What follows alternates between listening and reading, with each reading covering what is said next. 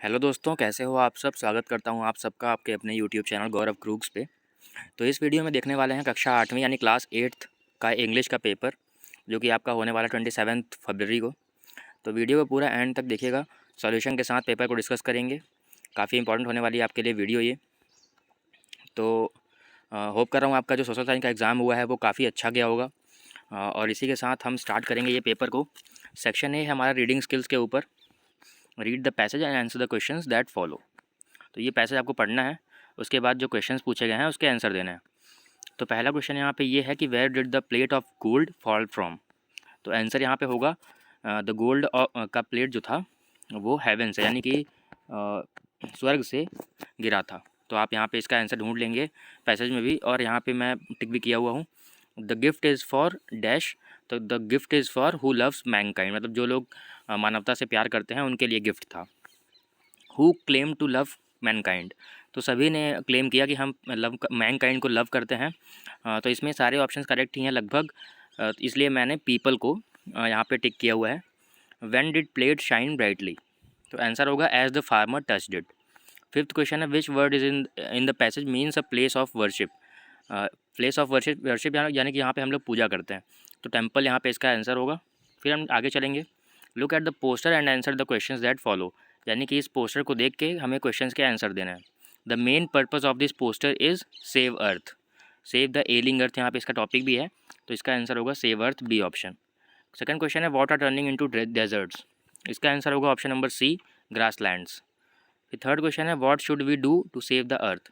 Answer होगा A, join the green movement. Fourth question है who has issued the poster. Answer होगा secretary, option number D. Question number 5 है find out the synonym of fertiliser used in the poster. इसका answer होगा manure, यानी कि जो खाद होते हैं कीटनाशक, उसको हम लोग मैन्योर बोलते हैं, फर्टिलाइज़र इंग्लिश में बोलते हैं।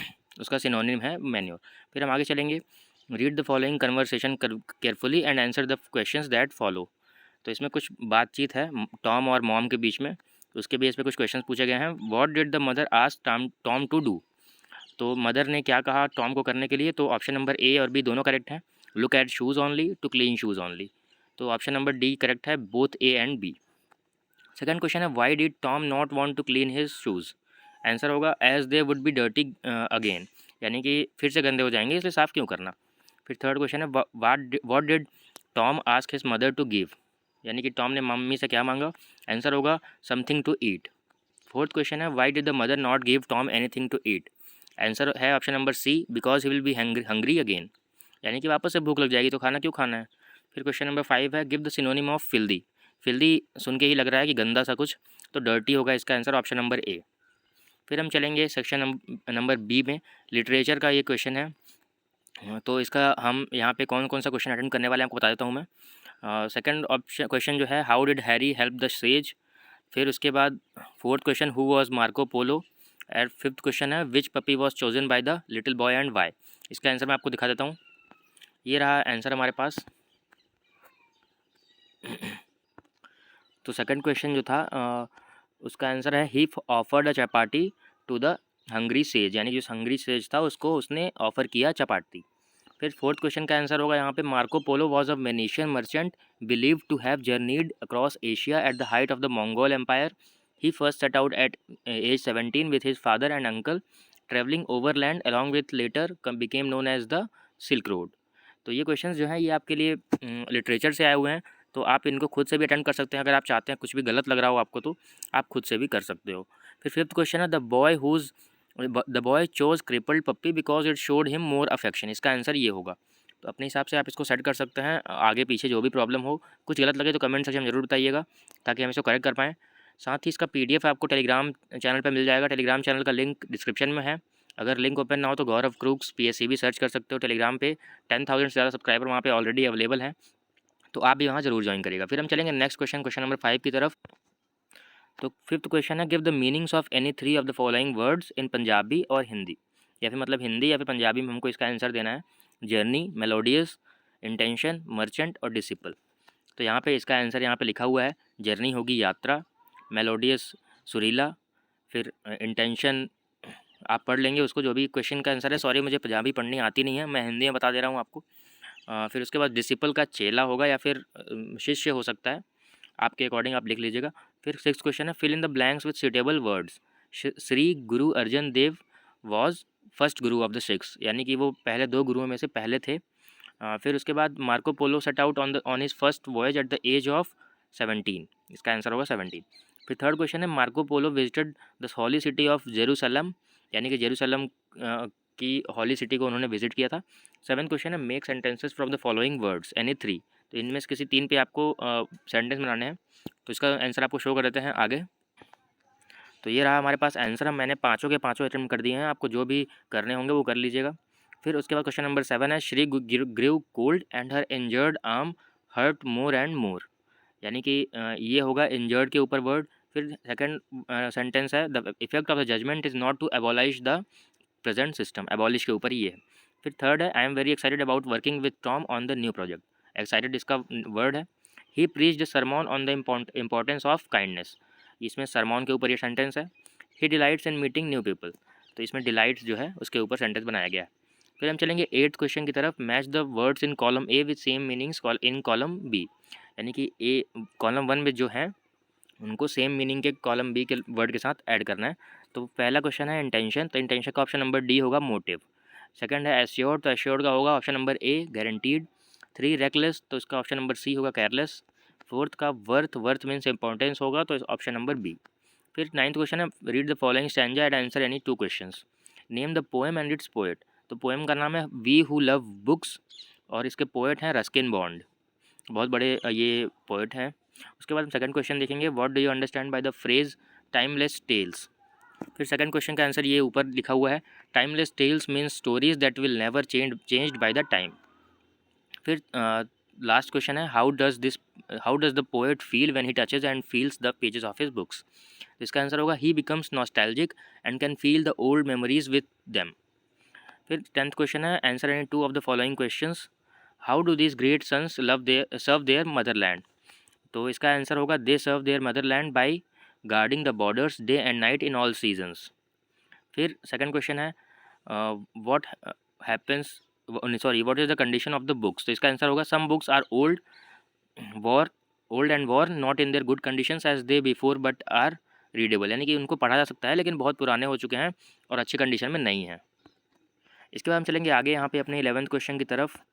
तो हमारा 11th क्वेश्चन यहाँ पे ये रहा, सेक्शन नंबर सी है, vocabulary, grammar, translation and composition. 11th vocabulary है, 1 वर्ड सब्स्टिट्यूशन करना है हमको यहाँ पे, a man who does not know how to read और राइट, इसको आप करेक्ट करिएगा, यहाँ पे लिटरेट नहीं होगा इलिटरेट होगा, जो लोग पढ़ना नहीं जानते हैं वो इलिटरेट होते हैं, इसको यहाँ पे आप करेक्ट कर लीजिएगा, सॉरी फॉर द मिस्टेक। फिर give the synonym of large, इसका आंसर होगा big. Give the antonym of absent, तो होगा आउट।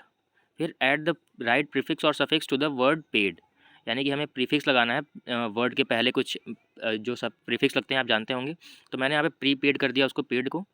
फिर right the meaning of the following phrasal verb look down, तो इसका आंसर हमने ऊपर यहाँ पे लिखा हुआ है लुक डाउन का, to think to think of और ट्रीट समथिंग एज अनइम्पॉर्टेंट और नॉट वर्थी ऑफ रिस्पेक्ट, यानी कि किसी चीज़ को उस तरह से ट्रीट करना जितना वो वैल्यूएबल है। Make a sentence of the idiom turn over a new leaf, इसका आंसर होगा she turn over a new leaf and began getting to work on time, यानी कि उसने अपने कहानी का नया एक अध्याय शुरू किया और अपना काम जो था वो समय पे शुरू करना स्टार्ट कर दिया। फिर 12th क्वेश्चन है, do as directed, read the sentence below and state which type of sentence it is, please help me, तो ये इंपरेटिव सेंटेंस है, इसमें आपको लिख देना है। फिर सेकंड क्वेश्चन है, choose the correct option to determine which part of speech the underlined word belongs to. I play football, तो प्ले वर्ब है यानी क्रिया है, तो इसमें आपको वर्ब पे क्लिक करना होगा। फिर fill in the blank with a suitable determiner, इसका आंसर होगा I have some work to do, some यहाँ पे आप लगा देंगे, डिटरमाइनर यहाँ पे सम है। फिर underline the helping verb and encircle the main verb in the following sentence, तो जो मेन वर्ब है उसको इनसर्कल करना है, सर्कल करना है, और जो हेल्पिंग वर्ब है उसको अंडरलाइन करना है। तो यहाँ पे आपको हैव को अंडरलाइन करना पड़ेगा, पार्टिसिपेटेड को आप यहाँ पे सर्कल बना देंगे। ट्रांजिटिव और इंट्रांजिटिव आपको यहाँ पे पता करना है कि ट्रांजिटिव है कि इंट्रांजिटिव है। तो क्वेश्चन है, she has invited her friends, तो इसका आंसर होगा ट्रांजिटिव। फिर 6th क्वेश्चन है, fill in the blank with the appropriate degree of the adjective given in the bracket. Gold is dash than silver, answer होगा more expensive than silver. फिर 7th question है fill in the blank with the appropriate non finite form. You need not dash say anything, यानी कि आपको कुछ कहने की ज़रूरत नहीं है। तो यहाँ पे जो हमको नॉन फाइनाइट वर्ब यूज़ करना है तो टू से यहाँ पे हम कर देंगे, करेक्ट हो जाएगा। हम नॉन फाइनाइट में टू का यूज़ करते हैं। फिर उसके बाद 8th क्वेश्चन है pick out the gerund in the following sentence. तो हमको जेरंड का पता करना है यहाँ पे। स्टीलिंग इज़ क्राइम, तो स्टीलिंग यानी कि जिसमें ING लगा हुआ है वो जेरंड है, तो स्टीलिंग यहाँ पे राइट आंसर है। Select the correct verb from the bracket to fill in the blank. All the players in my team dash done well, have done well, have यहाँ पे आप यूज़ करेंगे क्योंकि वो ज़्यादा अप्रोप्रिएट लग रहा है। Fill in the blank with the correct form of the verb. She always dash my birthday, तो यहाँ पे हम लगाएंगे present simple, remembers my birthday. Change the voice, Mohan did not sing a song was not sung by Mohan, ये इसका answer होगा। State whether the underlined word is an adjective और an adverb. तो यहाँ पे हम नीचे आएंगे, she dressed elegantly, elegantly is an adverb, तो यहाँ पे इसको आपको एडवर्ब कर देना। फिर लेटर राइटिंग में आते हैं हम। Write a letter to your friend informing him about your brother's marriage and inviting him. तो इसके ऊपर हमको लेटर लिखना है, तो मैं आपको दिखाता हूँ कैसे आप लिखेंगे इसका letter.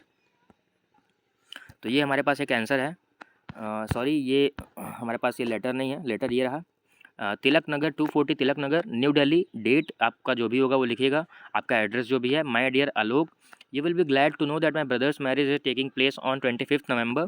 My brother has asked me to invite you, यानी कि मेरे भाई ने आपको इनवाइट करने के लिए कहा है। So you are cordially invited to attend the marriage. You are requested to come 2 or 3 days before the marriage to help us in preparations. Please convey my best regards to your parents and love to youngers. Yours sincerely Mukesh Mehra.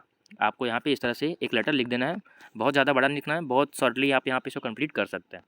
फिर हमको यहाँ पे second question 14th question मिल रहा है, story writing के ऊपर है और पैराग्राफ राइटिंग पे है। तो मैं यहाँ पे आपको स्टोरी राइटिंग पे आंसर दिखा देता हूँ, डेस्टिनी ऑफ अ डंकी। इसके ऊपर मैं आपको दिखाऊंगा कैसे आपको लिखना है। ये रहा डेस्टिनी ऑफ अ डंकी का आंसर। आंसर है, a farmer's donkey accidentally fell into a well one day. As the farmer contemplated his options the animal soft piteously for hours. Finally, he came to the conclusion that retrieving the donkey was not worthwhile because it was an old animal and the well needed to be covered up anyhow. He extended an invitation to all of his neighbors to assist him. They each took a shovel and started tossing dirt into the well. The donkey initially became aware of what was happening and wailed hysterically. Then, to everyone's surprise, he stopped talking. The farmer eventually peered into the well after several loads of shovels. He was shocked by what he seen. The donkey was performing an astounding feat with each shovel of dirt that struck his back. He would brush it off and advance. He would shake it off and rise while the farmer's neighbors began to pile dirt on top of the animal. Everyone watched in awe as the donkey gradually climbed up and galloped out over the well's edge. You are going to get dumped on by life but with all kinds of dirt. Shake it off and take a step higher are the keys to climbing out of the well. Every one of our problems serves as a step we can escape even the deepest pits if we never quit. इसका आंसर ये, इसका मतलब कि जो outcome है वो ये कहना चाह रहा है कि आपके ऊपर लोग कचरा फेंकते रहेंगे, कीचड़ फेंक उछालते रहेंगे, लेकिन हमें उससे निकलने का एक ही तरीका है कि हम उस कीचड़ पे अपना पैर रखें और ऊपर आते जाएं, उससे बाहर निकल आएँ। तो होप कर रहा हूँ आपको समझ में आया होगा। फिर 15th क्वेश्चन है नोटिस राइटिंग और न्यूज़पेपर हेडलाइंस लिखने हैं आपको।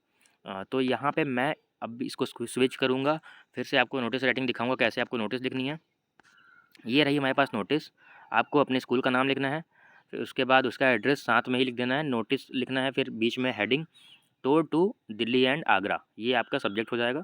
फिर डेट लिखेंगे साइड में, एक side, this is to inform the students that our school has been decided to organise a tour to Delhi and Agra. Interested students please submit their names to the respective class teachers of your class. Secretary dash dash, यानी कि आपको ऐसे एक notice लिखना है। उसके बाद last question हमारे पास आ गया है 16th। Translate any two of the following sentences into Punjabi और हिंदी। अवॉइड बैड कंपनी, बुरी संगत से बचें, इसका आंसर होगा। I am not feeling well today, मुझे आज बहुत आज अच्छा महसूस नहीं हो रहा है। फिर where will you go now, answer है अब तुम कहाँ जाओगे।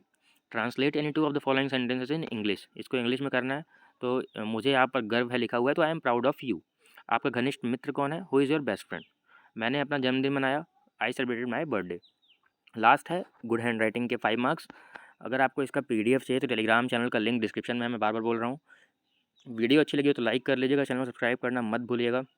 लगातार आपके लिए सैम्पल पेपर्स, साथ ही इंपॉर्टेंट पेपर्स यहाँ तक कि बहुत ही इंपॉर्टेंट पेपर्स भी आपके लिए लेके आ रहा हूँ विद सॉल्यूशन।